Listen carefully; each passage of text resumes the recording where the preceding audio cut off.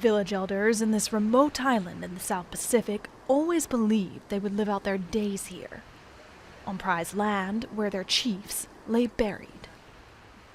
But these are the tombstones of that sacred land, submerged by the ocean. We miss this community so much, because we learned many things about custom, tradition, the way of life here, as we are Fijian, how we link to the soil, how we link to the land we live, and our culture, we understand as we were taught from our parents. Selosi Ramatua is the former headman of the Vunidogoloa village, the first Fijian village to suffer the effects of climate change. Water had risen up to people's knees, and salt water had destroyed the ability to grow crops. Now the area is nothing more than a ghost town. A little further inland, in the site of their adopted home, children play with their feet firmly planted on dry ground. But their elders often return to the old village to reconnect with their past.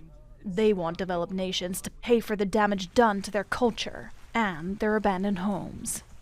We want to say if the world can work together, the leaders of the world can work together, in any means to combat into the impact of climate change, to make a decision. Fiji is an archipelago of hundreds of islands, some 2,000 kilometers north of New Zealand. It's the first Pacific island nation to have relocated a community because of rising sea levels. Samisi Madanawa and his family are next. Located along the coast of Fiji's mainland, his village isn't what it once was. He and his family now weigh up the cost of moving to higher ground. It takes time. It takes time for an idea to settle in the hearts of us human beings so that we can accept the changes that are coming. Changes that are proving difficult for the growing list of people displaced by climate change. Jillian Wolfe, Al Jazeera. Rolf Pomerantz is a senior fellow at the Woodwell Climate Research Centre. He was also US Deputy Assistant Secretary of State for the Environment. He joins us from Seneca Rocks in West Virginia. We very much appreciate your time. So for developing nations in particular, this really is a serious emergency, isn't it? Oh, yes. And it will only grow more intense over time as sea level, for example, continues to rise. So what will be the human cost? Well, the human cost, well, first of all, it depends on how fast and how much sea level rises. And that depends on the level of emissions that the world achieves, emission reductions. The lower the emissions, the less the sea level rises. But we are in for a significant amount of sea level rise no matter what. That's baked in.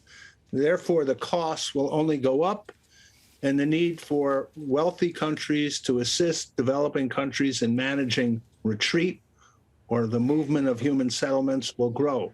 It's already a subject of negotiations internationally, and that will intensify. In practical terms, though, how difficult is it going to be with those negotiations you mentioned to get more developed nations to do more in practical terms?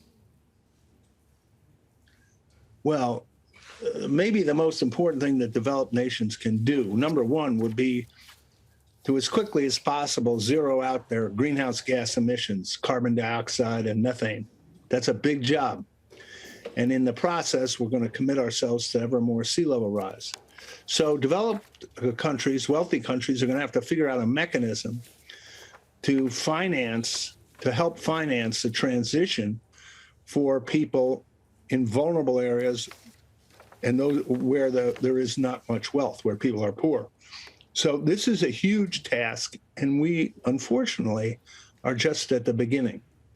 And what if not enough is done then? What will be the effects of this on things like human migration and general prosperity? Well, we can anticipate a lot of migration because people have nowhere to go. As the oceans rise, people have to move. They either move inland in their own country or they have to leave if there's nowhere to go. We face that problem in the United States already in a place like Alaska, where indigenous villages have to be moved that are on the coastline because of the loss of sea ice and the melting of permafrost. So we know a bit about this. And there are other aspects of climate change that will cause massive migration, including temperature increases in latitudes where it's already too hot, and drought where it's already dry, and famine will occur as a result of greater drought. So we're faced in a number of fronts with movements of population. And, you know, we can anticipate this, but governments aren't very good at getting ready for crises that are 10 or 20 or 30 years out. OK, we'll leave it there. Roif Pomerantz, thank you very much indeed for joining us here on Al Jazeera. Thank you. Thank you.